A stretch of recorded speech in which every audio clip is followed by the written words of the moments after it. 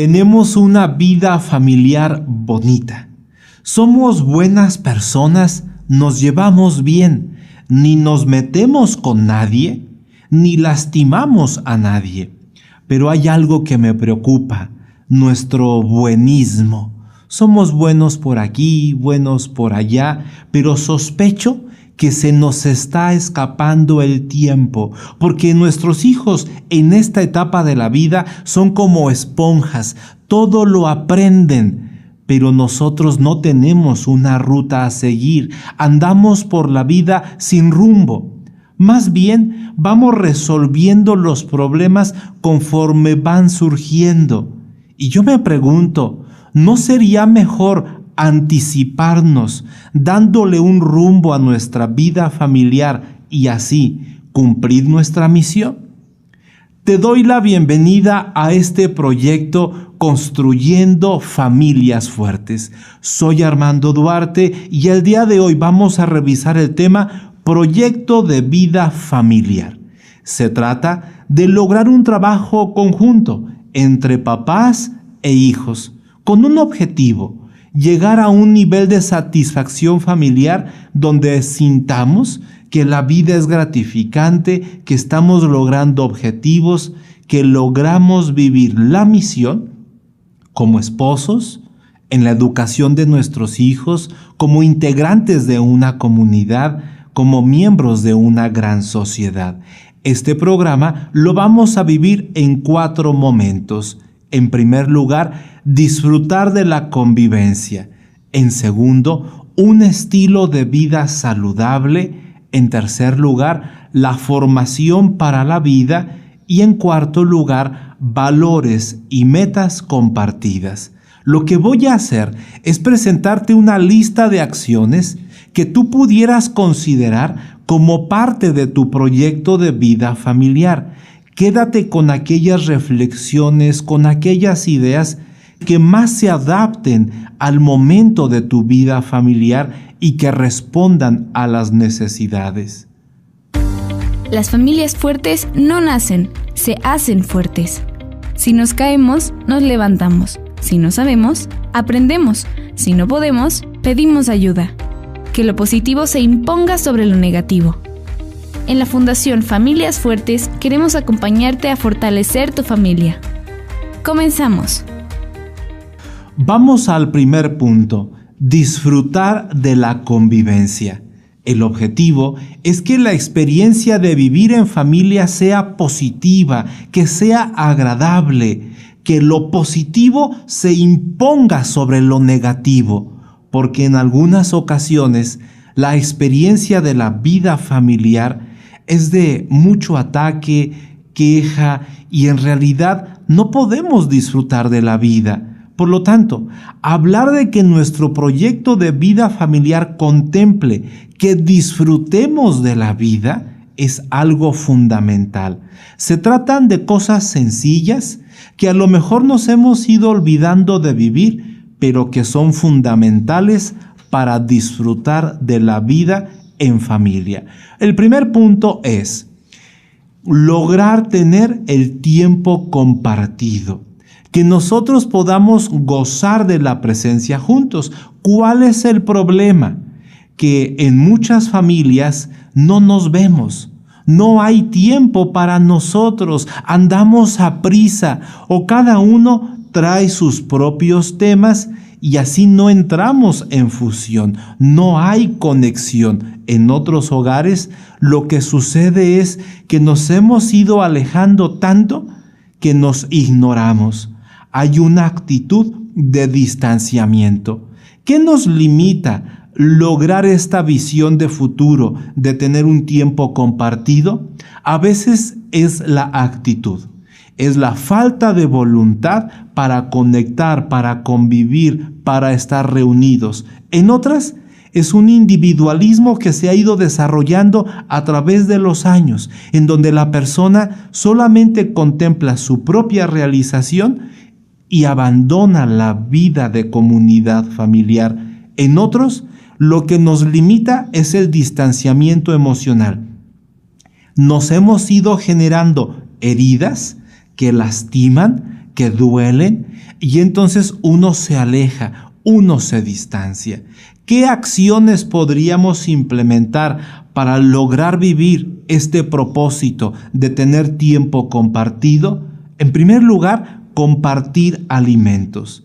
Es una necesidad básica que si manejamos bien los tiempos, podemos coincidir para comer, para desayunar, para cenar.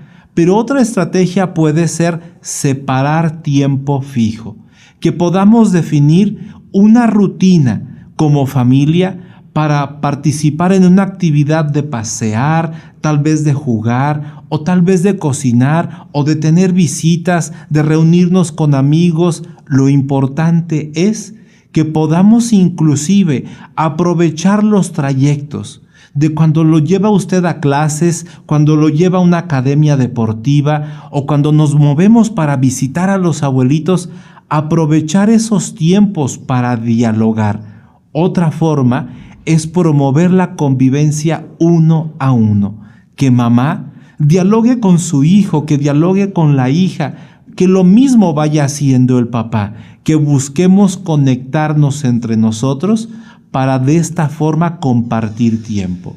En segundo lugar, nosotros podríamos también impulsar una comunicación positiva, porque es la condición básica para disfrutar la convivencia y de esta manera transformar la vida familiar.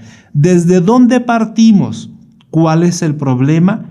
Que algunas familias nos atacamos mucho, peleamos con mucha frecuencia, a veces hasta se ha convertido en un estilo de forma de vida. Nosotros no hablamos, nosotros peleamos, y cuando esto sucede nos humillamos y por añadidura lastimamos la vida interior. En otras, rehuimos, evadimos el diálogo e ignoramos esta necesidad básica que tenemos como esposos, como familia, como padres respecto a nuestros hijos, o inclusive cuando los hijos tienen una cerrazón de no querer hablar con los papás. ¿Qué es lo que nos limita para tener una comunicación positiva? En ocasiones, la baja autoestima. La persona que tiene baja autoestima se siente insegura para ir a la búsqueda de un diálogo, de una conversación, porque cree que todo lo hace mal. Sospecha que le va a salir mal este nuevo intento. Por el otro lado, el pasado también nos influye, porque si en nuestra familia de origen vivimos en medio de gritos, de regaños, de sarcasmos, a veces hasta de golpes, nos resulta difícil vivir una comunicación positiva por la ignorancia en la que hemos vivido. Yo nunca aprendí a hablar de forma serena, a ser asertivo, a hablar sin pelear. Por lo tanto, en la medida en que el pasado me influye de manera negativa, yo me puedo alejar de este objetivo y es allá donde debemos de implementar acciones, como por ejemplo, hablar por turnos, el que podamos cedernos la palabra de manera respetuosa, tal vez escribiendo en un cuaderno las ideas que te vayan llegando a la mente, porque el objetivo sería hablar para construir, no hablar para destruir. Otra acción es el formular preguntas.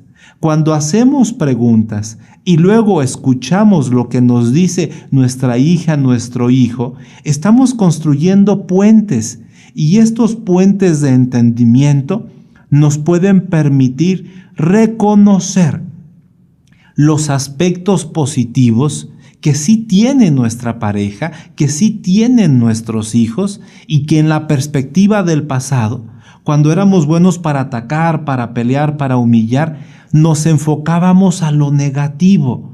La meta entonces es convertirnos en personas asertivas, porque de esa forma vamos a disfrutar de la convivencia, y así el proyecto de vida familiar nos va a ayudar a disfrutar de la vida, no a vivir padeciendo la vida familiar, sino gozar. En tercer lugar, nosotros podríamos tener el propósito de divertirnos juntos. Esto implica que a veces nosotros venimos de un pasado donde estábamos como aburridos, cansados, a veces los papás o los hijos malhumorados. En otros, el principal problema es la tecnoadicción, en donde cada uno se va divirtiendo por su lado, pero es muy difícil construir una convivencia conjunta, el que podamos compartir. ¿Qué nos limita para divertirnos juntos? A veces la pereza, porque es muy cómodo quedarse sentado en la casa sin tener que ponerme de pie y moverme para divertirme, para pasear. En otros, lo que nos limita es el agotamiento, en donde papá, mamá, por las múltiples actividades o los hijos con todo lo que tienen que hacer, están agotados. Pero en muchos casos es más bien una disposición interna, es la falta de voluntad y también la falta de flexibilidad para tener un plan alternativo. ¿Qué acciones podríamos implementar? El pasear juntos, el que podamos caminar, el que podamos andar en bicicleta o los hijos en su patineta, que podamos jugar al aire libre, que podamos tener un juego de mesa, que podamos narrar historias. Lo importante es identificar a ti como papá, como mamá, a tus hijos, ¿qué les gusta? Que no sea estar conectado a las pantallas, sino ponernos a jugar, a correr, a movernos. De esta forma, el recuerdo de nuestro pasado será un recuerdo de qué bonita fue la convivencia familiar, y esto es hermoso. Porque cuando nosotros usamos nuestro tiempo, nuestra energía, para construir momentos agradables y divertidos, estamos construyendo una familia fuerte. En cuarto lugar, para disfrutar de la convivencia, podríamos implementar la acción de vivir el ABCD constantemente. ¿Qué es el ABC? Abrazos, besos y caricias. Que podamos a través de la palabra decirle a nuestro hijo, a nuestra hija, al Señor, a la esposa, que la amamos, pero que también a través de un abrazo, de un beso, de una caricia. ¿Desde dónde partimos? Partimos de un problema muy generalizado. Muchos de nuestros hogares son fríos, distantes, cortantes en su estilo de ser. Algunos son inexpresivos, no comunican, no abren su corazón. Otros son bruscos, violentos, atacan como si fueran salvajes. Entonces, eso no es agradable, eso molesta y lastima. ¿Qué nos limita para vivir el ABC en nuestros hogares? A veces son esas heridas que en el pasado nos hemos regalado, injustamente nos hemos lastimado, pero pues era lo que había, es lo que sabíamos hacer. Eso genera enojo, enemistad, a veces la sensación de ser torpe. Es que yo no sé dar afecto, es que yo nunca lo aprendí. A veces es una actitud, sí, de violencia, de ataque. Eso es lo que tenemos que zanjar y detener. ¿Cuáles son las acciones que podríamos implementar? De forma directa, el ABC. Abrazos, besos y caricias. Se trata de volvernos papás, una familia cálida, cercanos, donde podamos hacer sentir al otro nuestro amor. Otra acción son los detalles. Tal vez el ayudar con un acto de servicio o tal vez el regalarle algo que para ella es muy importante, muy significativo, el ayudarle en la casa. Son detalles que revelan la proximidad de mi alma hacia ti. Vamos al punto número 2. Nuestro proyecto de vida familiar debe considerar que todos los integrantes tengamos un estilo de vida saludable. Se trata de lograr hábitos en nuestra vida diaria que nos ayuden a mantenernos sanos, con menos enfermedades y que no tengamos limitaciones funcionales. Se trata de que podamos educar a nuestros hijos y a nosotros mismos de que al tener salud podremos vivir más y de mejor calidad. Vamos al primer elemento, alimentación nutritiva. ¿Cuál es el problema? ¿De dónde partimos? De que la chatarra es muy agradable al paladar. Nos gusta tomar refresco, gaseosa, y a veces comemos en exceso o nos saltamos alimentos y entonces tenemos como los dos extremos. Las personas que tal están malnutridas y los que sufren problemas de obesidad.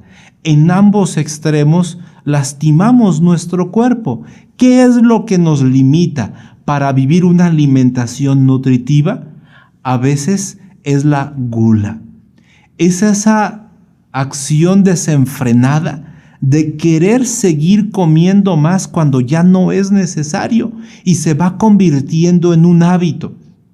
Pero estos malos hábitos a veces han sido heredados, fruto del mal ejemplo de la mamá. Ella lo aprendió de la abuelita y así se va la cadena o inclusive el ambiente social.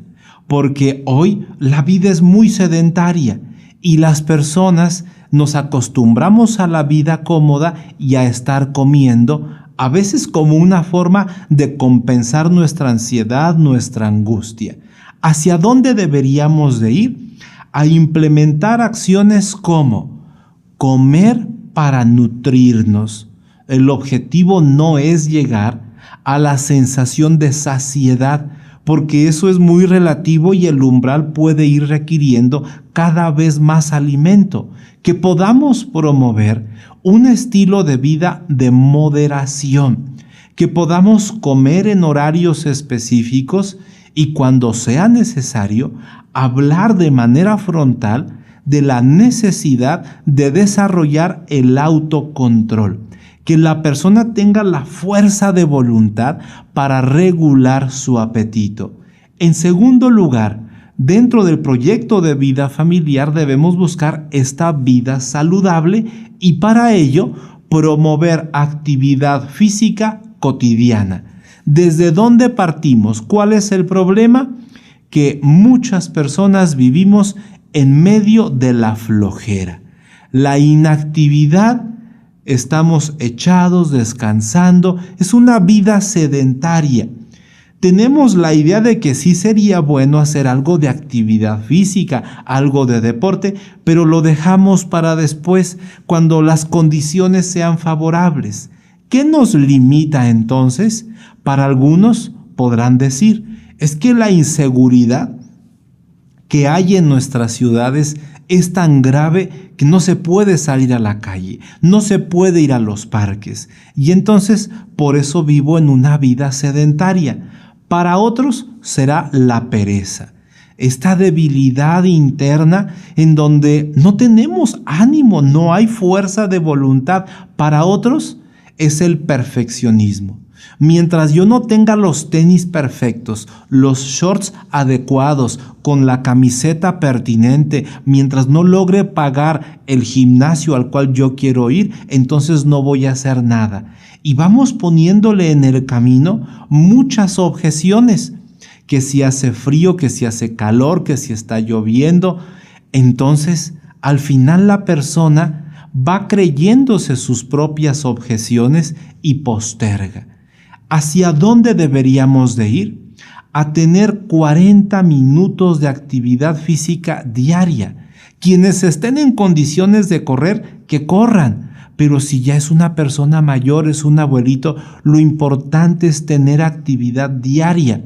Inclusive, hay acciones que están a 1 kilómetro, a 2 kilómetros, y en vez de tomar el automóvil, podríamos trasladarnos a pie como una forma de tener actividad física. Desde luego, si como familia juntos nos coordinamos para hacer ejercicio en familia, tener un paseo, una excursión, Eso nos ayudará mucho. Para otros, la alternativa será acondicionar la casa, tener un espacio libre en donde se puedan ir comprando artículos deportivos que permitan tener actividad en el interior del hogar. La tercera acción para promover un estilo de vida saludable es leer todos los días. Pero ¿cómo, Armando? Si me has hablado de comer y de hacer ejercicio, claro, pero es que nuestro cerebro también debe de ser ejercitado. Lo que yo pienso está muy influido de lo que leo. Y si yo ya estoy como atascado, ciclado, que no tengo nuevas ideas, que estoy obstinado, de que a pesar de que sigo siendo firme en lo mismo, los resultados no son los adecuados, lo que nos hace falta es leer. ¿De dónde partimos? ¿Cuál es el problema? Que casi no leemos. Los latinoamericanos tenemos un problema arraigado. Nos da flojera, el desánimo es terrible. A veces la idea es, en el pasado, cuando era niño, sí leía, pero hoy no sabemos qué leer, no se me ocurre, porque pues tenemos tan poquitos libros en casa, las bibliotecas para muchos no son viables, porque están feas, descuidadas, y entonces pues es muy fácil conectarnos a los celulares, ponernos en los videojuegos y poco a poco abandonamos nuestro cerebro. Así como aquel que come en exceso y no hace ejercicio puede tener obesidad mórbida en su cuerpo, yo creo también que hay obesidad digital. Personas que consumen tanto contenido digital, pero que ya están perdiendo la funcionalidad.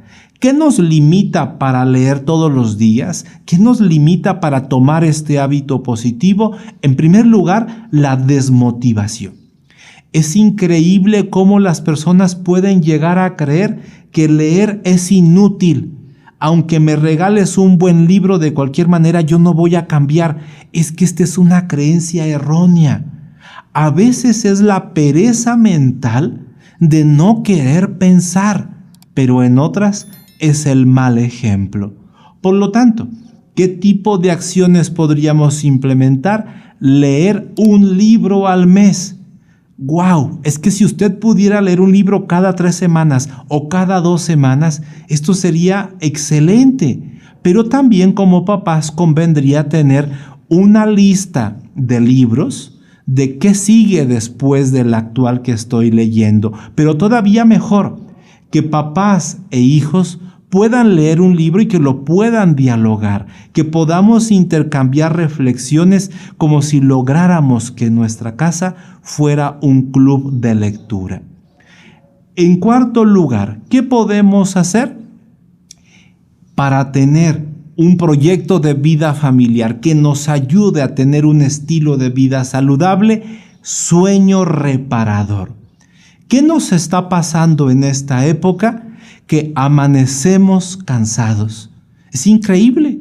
Después de las largas horas que suponemos haber dormido, amanecemos sin ánimo. No rendimos. Otras veces estamos irritables, explotamos fácilmente y hay una dificultad para concentrarnos. ¿Qué nos limita? ¿Qué nos está lastimando? Que hay desorden en nuestros horarios.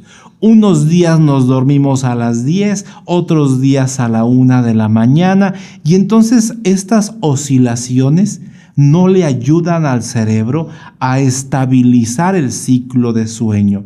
Otras veces es el exceso de pendientes que tenemos. Son tantas las tareas que entonces vivimos de manera muy aprensiva, estamos muy tensos y no logramos contribuir al ciclo de sueño. Pero quizá uno de los elementos más populares en esta época son las pantallas, porque tener el celular a la mano, la tablet, la televisión dentro del cuarto es una tentación.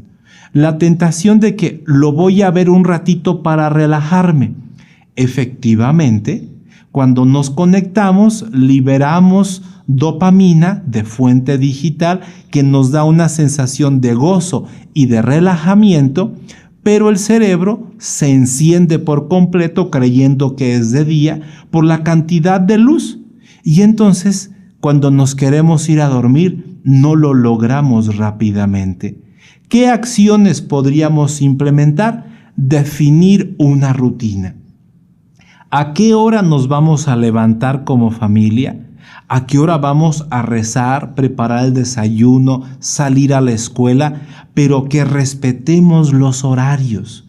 La rutina es pieza clave de una familia fuerte. Dentro de esa rutina, con el objetivo de tener un sueño que nos ayude a recuperar la energía, es cenar ligero, cenar poco de forma nutritiva, que incluya verdura, algo de proteína, pero también es importante 0 pantallas 2 horas antes del horario previsto de dormir.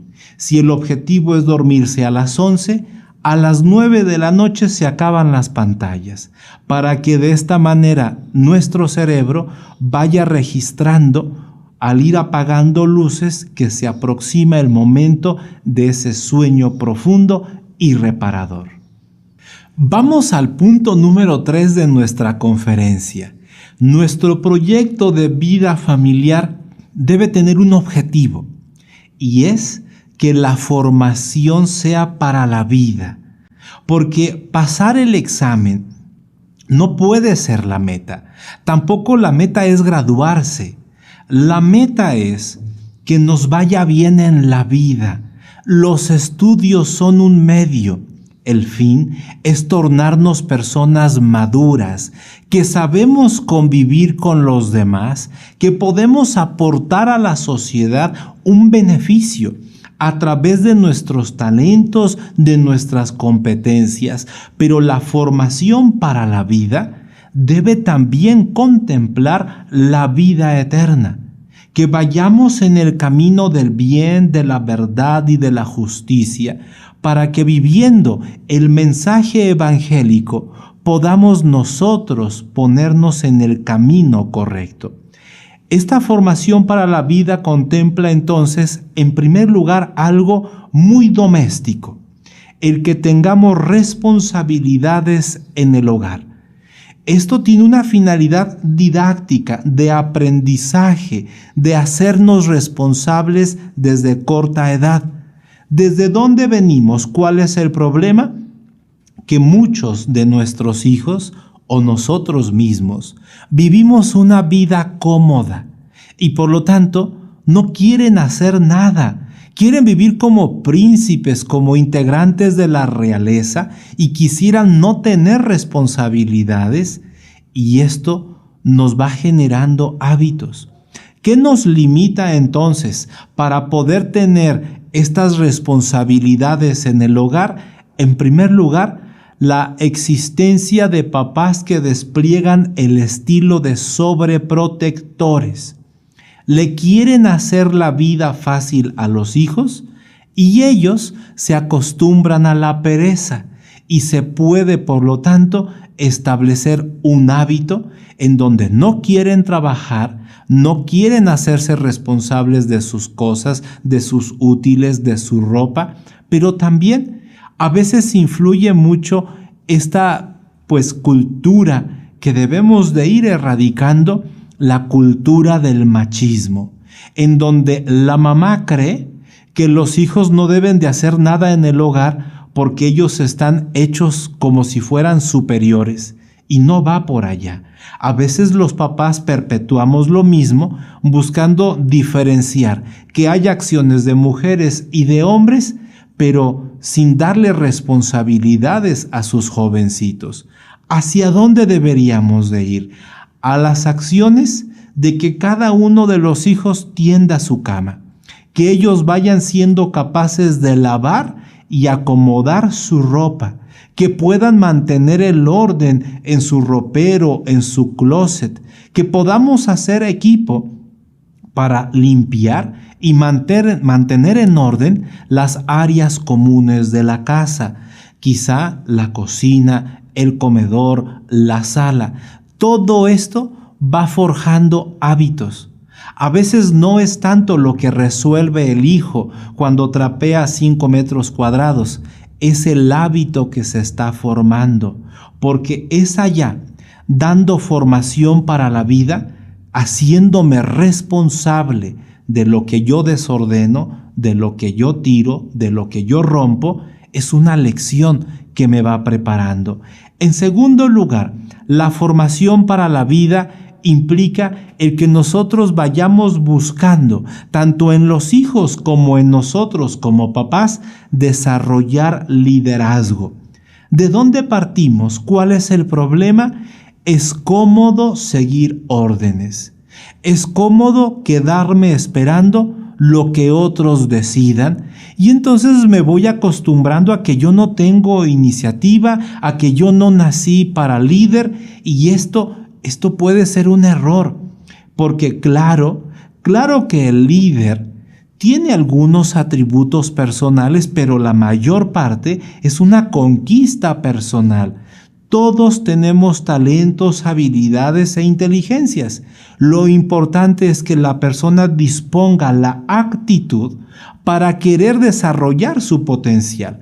¿Qué nos limita? A veces lo que nos detiene es una mentalidad de mediocridad. Es esta torpeza personal de creer que yo no puedo y los demás sí. Es la ignorancia de no comprender que el desarrollo humano es este caminito que me permite gradual y paulatinamente crecer y ser mejor, aprender más habilidades. Desde luego que las oportunidades son piezas claves. En ocasiones, el segmento medio, el segmento alto, le puede dar a sus hijos más oportunidades y en la medida en que la hija va teniendo oportunidades, experimenta, lo intenta, a veces fracasa, en otros lo conquista, el tener oportunidades, eso nos va ayudando a que se ponga de pie mi potencial, mi talento y que yo descubra que sí tengo capacidad de ser líder. ¿Hacia dónde deberíamos orientarnos? ¿Qué acciones implementar? Las personas que son líderes tienen objetivos claros, los agendan, van teniendo las conductas correctas que los acercan al fin que persiguen.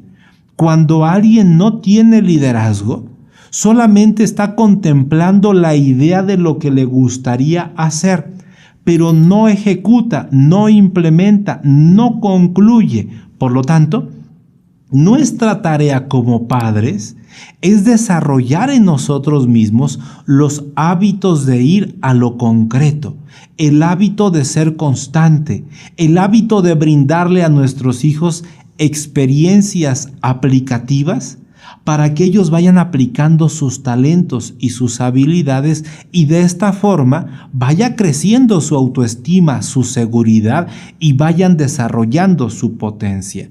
De esta forma, ellos se van sintiendo más potentes, más hábiles, más capaces. Tercer medio, para lograr esta formación que nos lleve a tener una vida de servicio a la comunidad, de realización personal, de alcanzar mi máximo potencial. El autoaprendizaje. ¿De dónde partimos? ¿Cuál es el problema? Que algunas personas dicen, es que si a mí no me lo enseñan bien, yo no aprendo. Fíjate lo fuerte, si a mí no me lo enseñan bien, yo no aprendo. Por lo tanto, la responsabilidad del aprendizaje está en el maestro. Es que eso a mí no me lo enseñaron y por lo tanto me quedé ahí, quieto, parado, echado. Es vivir esperando a que otros me ayuden a que yo aprenda. Entonces, ¿qué es lo que nos limita? Nos limita el hábito de la dependencia. Es una pasividad intelectual de creer que yo no puedo aprender, que yo no puedo leer, que yo no puedo investigar. A veces es un miedo a decidir, es un miedo a asumir riesgos, el miedo a equivocarme, el miedo a ser rechazado. Por esto, si nosotros queremos ayudar a nuestra pareja, a nuestros hijos, a nosotros mismos, debemos apostarle al autoaprendizaje. ¿Qué acciones podríamos implementar? Ir más allá de las obligaciones escolares. Cumplir con la escuela sería lo básico, lo mínimo. Lo deseable es aspirar a lo grande, tomar el control de mi aprendizaje, leer más de lo que me indican. Por lo tanto, el camino es que amemos aprender, que amemos investigar, que amemos leer, que nos guste explorar, que nos guste preguntar, que nos guste innovar, porque desde esa perspectiva la persona estará ayudando a que aflore su máximo potencial.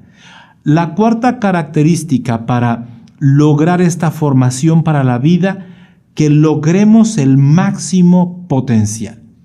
A veces el problema que nosotros tenemos es que los papás le decimos a los hijos, mire, usted con que no repruebe, usted ya me cumplió. Usted haga lo que todo mundo hace. Si entran a clase, usted entre. Si se salen, usted sálgase. Y entonces podemos ir educando a nuestros hijos para ser uno más del montón. No los invitamos a que ellos reflexionen sobre sus cualidades, atributos, sus inteligencias múltiples. Entonces, ¿qué nos limita? ¿Qué nos limita para que nuestras familias se conviertan en promotores del máximo potencial? La creencia de que en mi casa nunca nadie ha sobresalido. Todos hemos sido empleados. Todos hemos vivido en casitas así humildes como hoy estamos.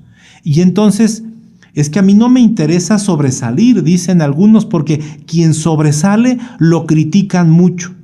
Entonces yo prefiero que no me critiquen y por eso me quedo aquí en la zona de confort. La mentalidad influye mucho en la pobreza económica, porque así como yo pienso, es el nivel de la expectativa del reto por el cual yo quiero luchar. ¿Qué acciones implementar? Pensemos en los máximos y no en los mínimos. Ayudemos a nuestros hijos a que ellos vayan trabajando, dedicando tiempo en aquellas actividades que les genere interés. Poner a trabajar sus habilidades, sus aptitudes, el que pongamos a desarrollar sus competencias y su potencial. Porque de esta forma entonces nuestra familia va a ser un ambiente agradable, cálido, divertido, desafiante en un sentido positivo. Vamos al punto número 4. Valores y metas compartidas. Otro gran ingrediente para que tú disciernas si en tu proyecto de vida familiar lo necesitas. ¿Cuál es la experiencia? Vivimos juntos, pero nos sentimos como extraños. ¿A qué se deberá? Fíjate qué interesante. Pensamos y sentimos diferente padres e hijos. Vemos la vida, vemos los problemas de una manera muy distinta. ¿A qué se deberá? ¿Será un problema de que somos generaciones distintas? ¿O quizá en los valores y en las metas compartidas esté la respuesta? Vamos a reflexionar sobre ello. Primer elemento, primera visión de futuro, busquemos el pensamiento profundo. ¿De dónde partimos? ¿Cuál es nuestro problema?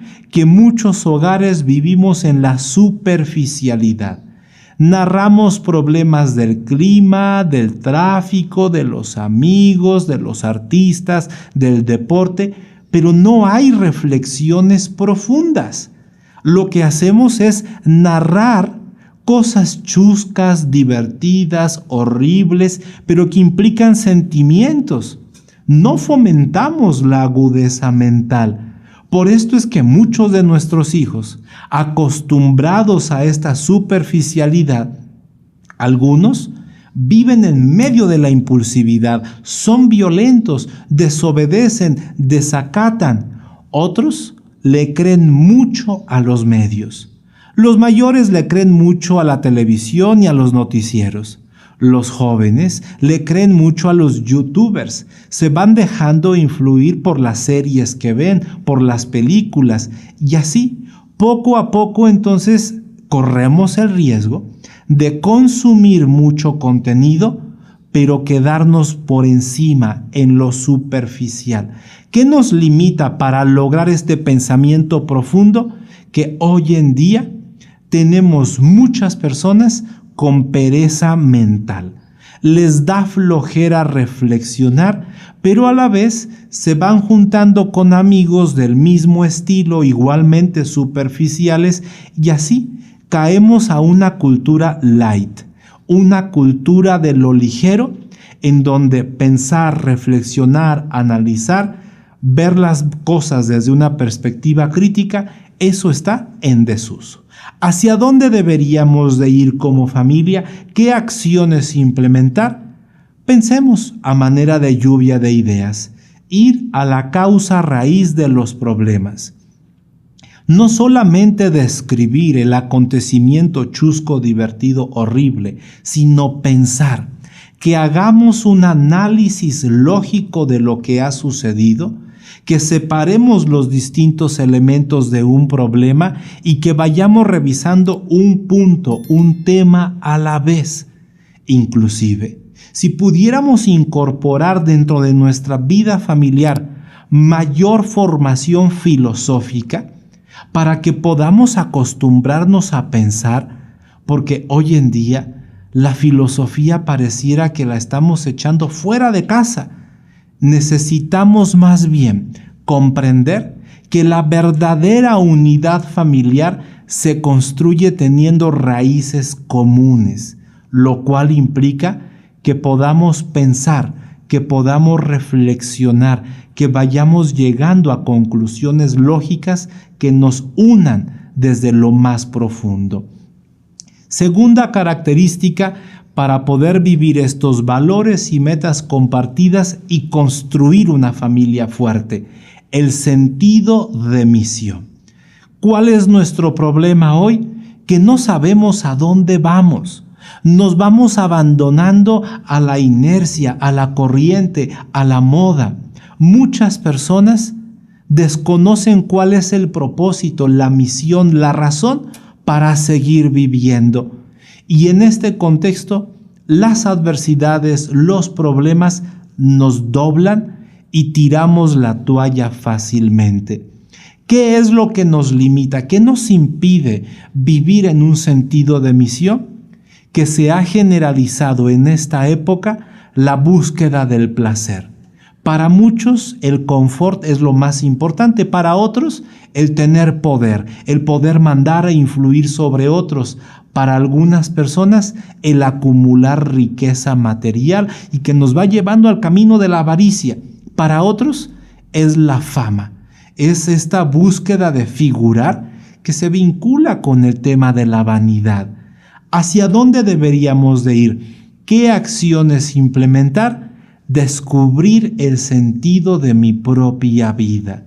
El que yo pueda entregarme a una misión, a una causa, a un proyecto que me trascienda, que vaya más allá de mis fuerzas y que yo me siento chiquito, pequeño, pero es tanto el amor que tengo a este proyecto que yo me entrego apasionadamente.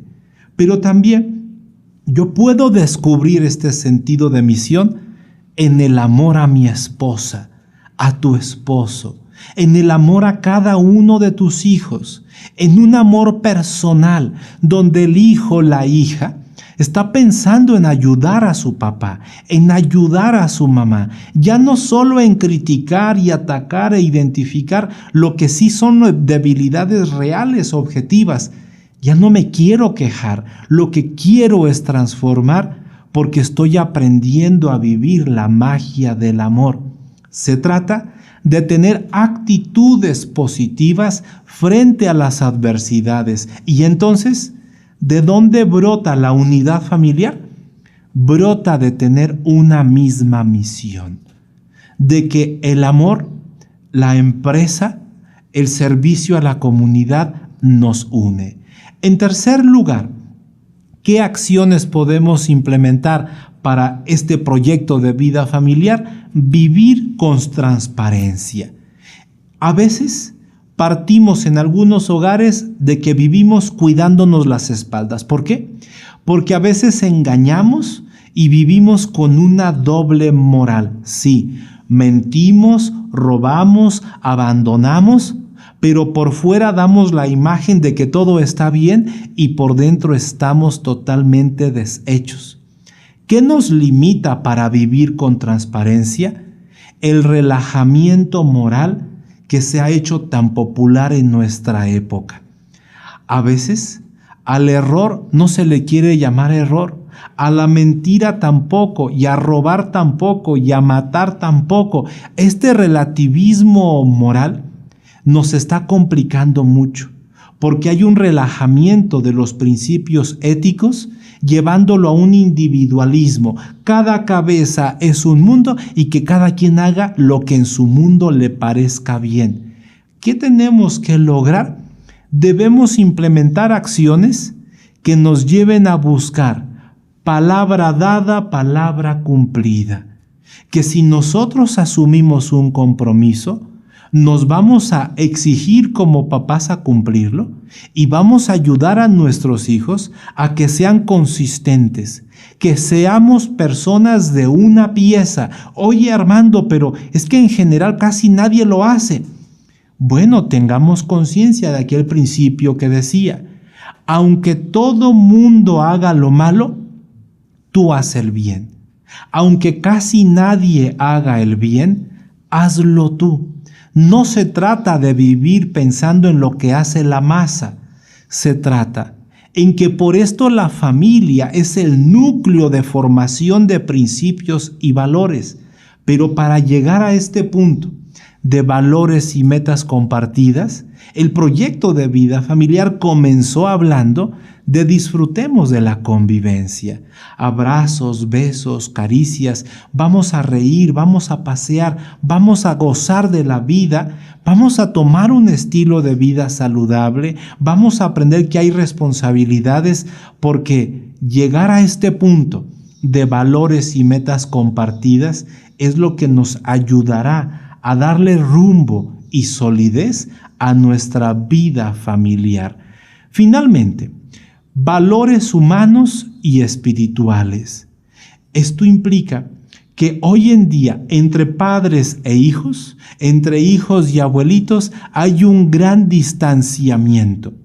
Pensamos muy diferente y a veces tomamos decisiones muy alejadas de nuestros valores, pero a veces ni siquiera alejada de los valores familiares, sino la persona misma dice creer algo, dice amar algo, pero su conducta se aleja mucho y a veces contradice lo que dice. ¿Qué nos limita? Nos limita mucho que vivimos en un ambiente social de materialismo, en donde el fin justifica los medios. Si tienes que robar, tienes que mentir, tienes que engañar, con tal de salirte con la tuya, hazlo. Para muchos lo que importa es prosperar económicamente. Para otros papás, lo que nos limita para ser buenos educadores de valores humanos y espirituales es creer que con el ejemplo basta. Hubo una época en la que sí. Hoy necesitamos ser padres dialogantes para escuchar lo que la hija, lo que nuestro hijo piensa y ponernos a la búsqueda de una profundización, un análisis lógico y que podamos llegar al camino de lo correcto, al camino de la verdad. Pero ¿cuál es el problema? Que hoy hablamos muy poco, o a veces cuando hablamos agarramos un estilo violento, somos impositivos, mandones o un estilo pasivo. Que el hijo haga lo que quiera, que él resuelva su vida y nos alejamos y abandonamos nuestra misión de educadores como papás.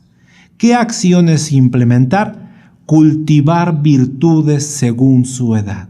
Virtudes como el orden, la constancia, el que podamos vivir la honestidad, el que vivamos la laboriosidad, la castidad, son valores que debemos convertirlos en virtudes, no solo aprenderlos racionalmente, sino llevarlos a la vida práctica, que podamos vivir entonces unidos a partir de los valores teóricos, hechos vida en las virtudes, que podamos también juntos practicar nuestra fe y que la unidad pueda tener, además de estar unidos por una misión, unidos por valores, estar unidos en la vivencia de nuestra misma fe. Vamos a ver en el próximo programa, proyecto de vida para adolescentes y jóvenes.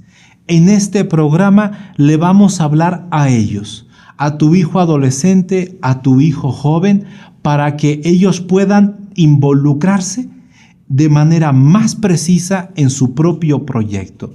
Gracias por habernos acompañado.